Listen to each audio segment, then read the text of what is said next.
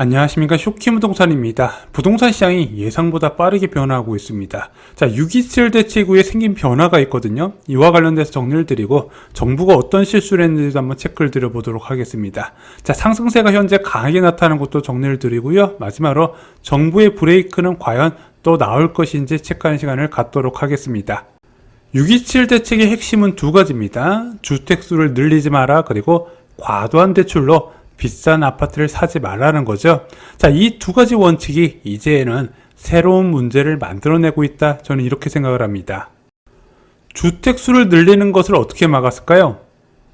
1주택자가 주택담보대출을 추가로 받을 경우에 6개월 내 기존 주택 처분해야 되는 의무를 부여했어요. 보통 주택수를 어떻게 늘리냐? 기존 주택을 전세로 놓고요. 신규 주택을 주택담보대출을 받아서 매수를 하게 돼요. 자, 그럼 일시적 2주택이 가능해지겠죠. 자, 근데 이번에는 6.27 대책에서 이런 주택담보대출을 받은 매수에 대해서는 6개월 내 기존 주택 처분의 의무를 부여하면서 방식을 차단한 겁니다. 이게 6월 28일부터 시행이 됐죠. 부동산 과열 시기에 투자 수요 유입을 차단하는 정책을 세우는 건 맞는데 좀 알아야 될 게 있어요. 가계는 돈이 계속 쌓이는 흑자 주체를 하는 거죠. 그래서 무주택자, 유주택자 가릴 거 없이 동일하게 돈이 쌓입니다. 자, 유주택 가구에 목돈이 생기면 어떤 선택을 할까요? 보통 부동산 쪽으로 관심 가는 사람들은 갈아타기를 하거나 또는 주택수 늘리기 둘 중 하나를 선택한다는 거죠.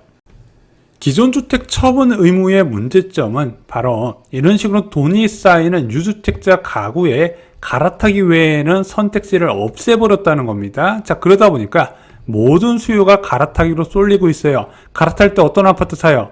비싼 아파트 사죠. 자, 근데 6.27 대책 이전에도 비싼 아파트가 더 잘 나가는 양극화가 굉장히 심했단 말입니다. 6.27 대책에서 이 기존 주택 처분 의무를 부여하다 보니까 고가 아파트 수요 쏠림이 계속 일어나는 거예요. 6억 대출 제한도 또 다른 문제를 만들고 있어요. 예전에는 10억 순자산 보유자가 고소득 가구일 경우에는 11억 대출을 받아서 20억 아파트 사는 게 가능했고, 실제 이것을 실행에 옮긴 사람들이 꽤 있죠. 자, 근데 현재는 어떻게 해요? 10억 순자산 보유자가 6억 대출 받아서 15억대 아파트를 사야죠.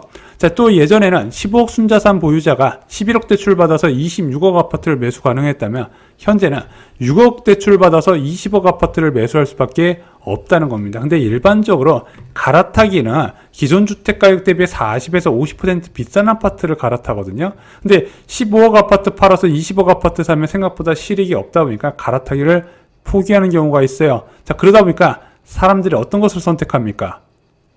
갈아타기를 실수요 갈아타기가 아니라 갭 투자로 전환한다는 거죠.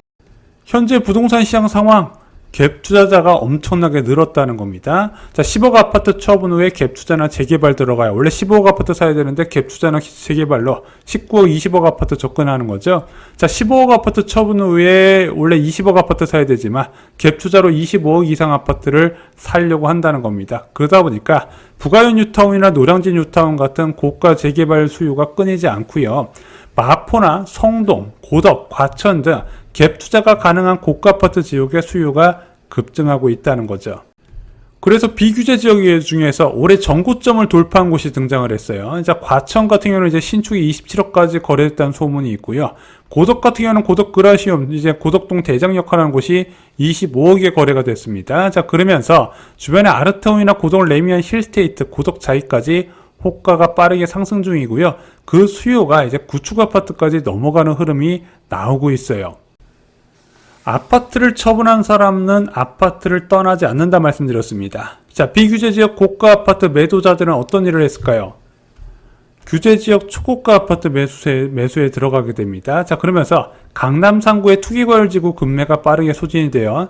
특히 잠실 지역 같은 경우는 이제 한 두 달 정도 거래가 급감되면서 이제 올해 이제 7월 초 고점 대비 좀 가격이 빠졌었는데 그 빠진 가격들이 속속 거래가 되다 보니까 이제 다시 올해 전고점 수준까지 올라온 상황입니다. 다른 투기과열지구도 비슷해요.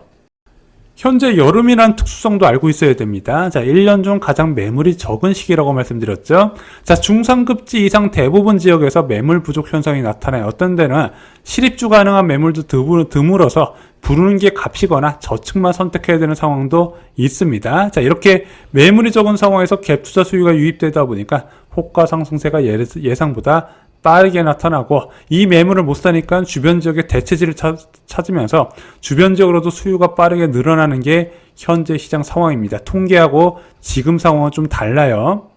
어떤 일이 일어나고 있냐 다시 요약드리면요, 규제로 인해서 비규제 지역 고가 아파트 투자 수요가 증가했다는 거고요. 이것이 매도자들이 다시 규제 지역 매수세에 유입이 되면서 인기 지역 호가 상승이 다시 시작됐더라. 자, 벌써 627 대책의 무용론이 나오고 있다. 저는 개인적으로 이렇게 생각을 합니다. 정부는 이렇게 빠르게 변하는 상황에서 어떻게 대응할까요? 이혁원 금융위원장 후보자는 이렇게 이야기를 했습니다. 자, 627 대책은 효과적이었다. 그리고 필요시 추가 방안을 즉각 시행하겠다고 이야기를 했어요. 자, 문제는 정부가 이 필요성을 인지하는 타이밍이 굉장히 늦다는 겁니다. 통계 중심으로 판단하기 때문에 그래요. 지금 수도권 일부 지역에 과열 조짐이 나타나는 것, 일부 지역에서 나타나는 거지 않습니까? 그것은 통계에 반영이 안 돼요. 현재 통계로는 거래량과 상승률 모두 안정 수준을 보여주고 있기 때문이죠.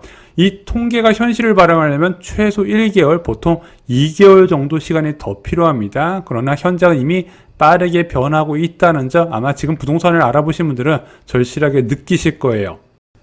이번 주에 정부의 추가 부동산 대책이 나올 가능성이 굉장히 높습니다. 자, 근데 이 대책은 공급 대책이라고 이미 국토부에서 여러 번 이야기를 했지만, 언론을 통해서 추가 부동산 대책, 추가 수요 억제책이 나올 가능성이 제기가 되고 있어요. 그래서 한 언론 기사를 보겠습니다. 지금 금융위가 고려 중인 상황, 규제지역 담보 인정 비율 강화, 현재 비규제 지역은 70%까지 가능하죠. 자, 6억 대출 한도로 묶이긴 했지만, 예를 들어 10억 아파트 같은 경우는 이제 6억까지 대출이 가능하고, 7억 아파트 같은 경우는 이제 4억 9천까지 대출이 가능하다 보니까 솔직히 이 6억 대출 제한이 중저가 아파트 수요 억제엔 그렇게 큰 효과는 없거든요.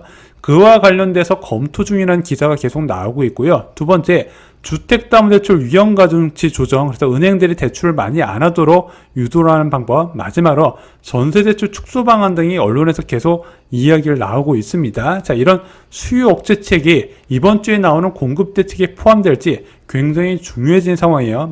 만약 이런 수요 억제책 없이 공급 대책만 나온다면 현재 시장 상황을 억제하기 어렵지 않을까 생각이 듭니다. 오늘 영상 결론 말씀드리겠습니다. 자, 고가 아파트 갭 투자 수요가 급증하고 있어요. 비규제 지역 고가 아파트 호가가 가파르게 상승 중입니다. 자, 627 대책 이후에 대출이 막히자 갭 투자로 눈 돌린 수요자가 늘고 있다는 점. 자, 비규제 지역 매도자가 규제 지역 매수자로 변신해서 규제 지역 급매 소진 속도도 가속화되고 있다는 점. 정부 규제가 이번 주에 발표될 예정인데, 이것이 9월 시장 방향을 결정하는 분수령이 될 것이다. 개인적으로 이렇게 보고 있습니다. 하지만 공급 대책 중심으로 나온다면 현재 시장 상황을 억제하기는 좀 어렵지 않을까 생각이 들어요. 오늘 준비한 소식은 여기까지입니다. 9월 1일 멤버십 영상에서요, 긴급점검 영상을 만들었어요. 현재 빠르게 변한 시장에 매수와 매도 타이밍을 좀 수정드렸고요. 자, 2025년 갈아타기 관련 분들 전략에 대해서 다시 한번 점검하는 시간을 가졌습니다. 자, 쇼킹부동산 멤버십은 주 3회 전용 영상에 올라가고요.